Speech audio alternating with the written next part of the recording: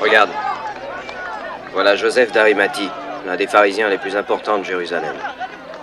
Qui de vous, par ses inquiétudes, peut ajouter une coudée à la durée de sa vie? C'est pourquoi je vous dis, ne vous inquiétez pas pour votre vie, de ce que vous mangerez et boirez, ni pour votre corps, de quoi vous serez vêtus. Le corps n'est-il pas plus que le vêtement? Regardez les oiseaux du ciel. Ils ne sèment ni ne moissonnent, et ils n'amassent rien dans des greniers. Et votre Père Céleste les nourrit. Ne vous nourrira-t-il pas à plus forte raison? Ne valez-vous pas beaucoup plus qu'eux? Considérez comment croissent les lys des champs. Ils ne travaillent jamais. Ils ne filent pas non plus.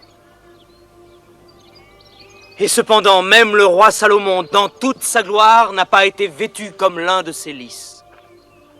Alors, si Dieu revêt ainsi l'herbe des champs, qui existe aujourd'hui et qui demain sera jetée au four, ne vous vêtira-t-il pas à plus forte raison? Vous, gens de peu de foi?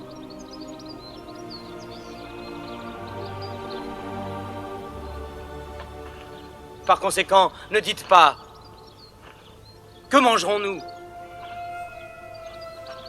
Que boirons-nous? De quoi serons-nous vêtus ?» Car toutes ces choses, ce sont les païens qui les recherchent.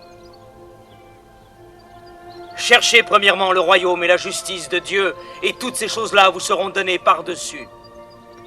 Ne vous inquiétez donc pas du lendemain.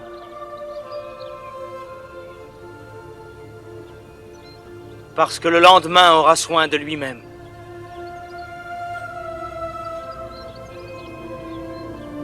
À chaque jour suffit sa peine, je vous le dis en vérité.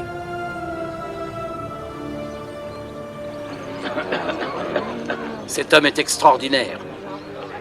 Mais je trouve que c'est aller un peu loin. Quoi qu'il en soit, notre religion n'est pas opposée à un dur et honnête labeur. Une bonne partie de ce qu'il avance a été dit par les prophètes, mais pas ainsi. Je suis d'accord avec toi. Mais nous ne pouvons pas en être sûrs avant d'avoir parlé avec lui, face à face. Pourquoi ne l'inviterions-nous pas à notre table? Accepterait-il? J'en suis certain. Je suppose qu'un homme comme celui-là doit souhaiter discuter de ses idées avec des gens qui ont l'esprit ouvert.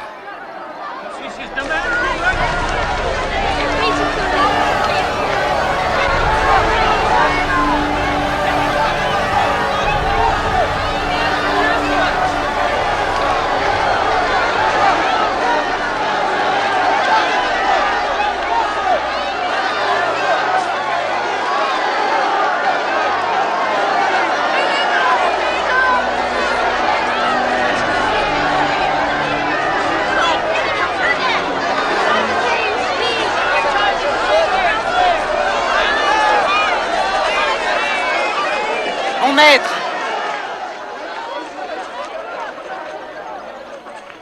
Maître, veux-tu me dire ce que je dois faire pour hériter la vie éternelle?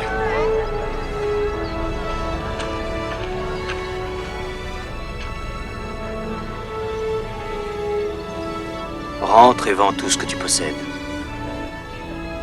Et donne l'argent aux pauvres.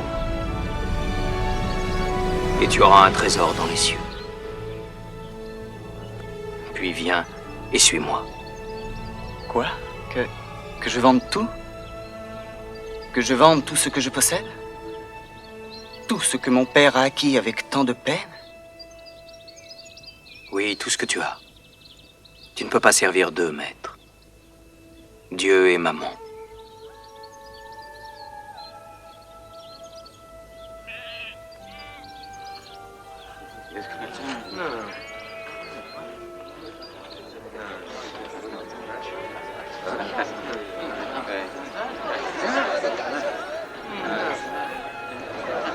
Vous voyez,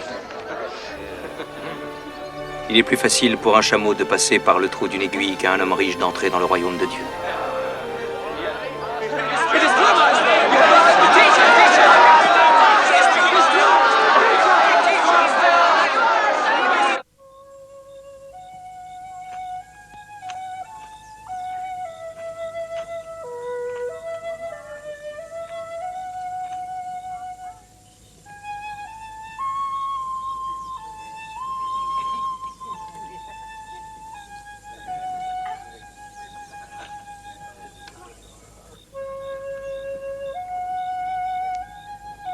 Maître.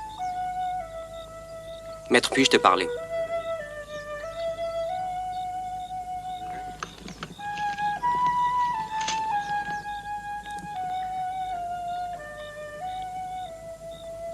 Quel est ton nom, mon fils? Je me nomme Judas l'Iscariote. Je suis un lettré, et l'État a fait appel à moi pour lire et écrire en hébreu, grec et latin. Je traduis des documents. Dans notre pays, on parle de nombreuses langues.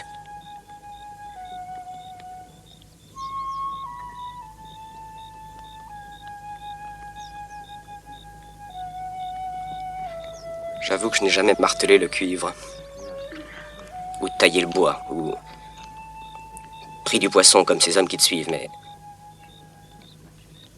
je connais ces hommes-là.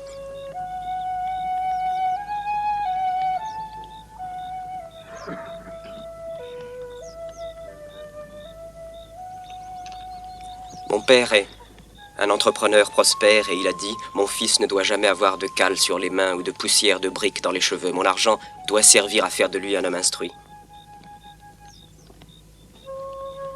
Voici donc un lettré qui voudrait te servir.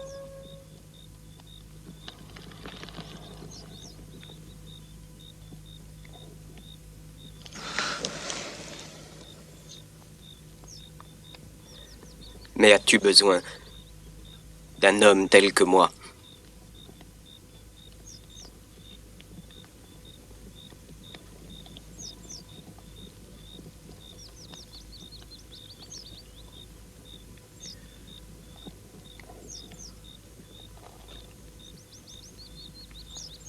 On reconnaît un arbre à ses fruits.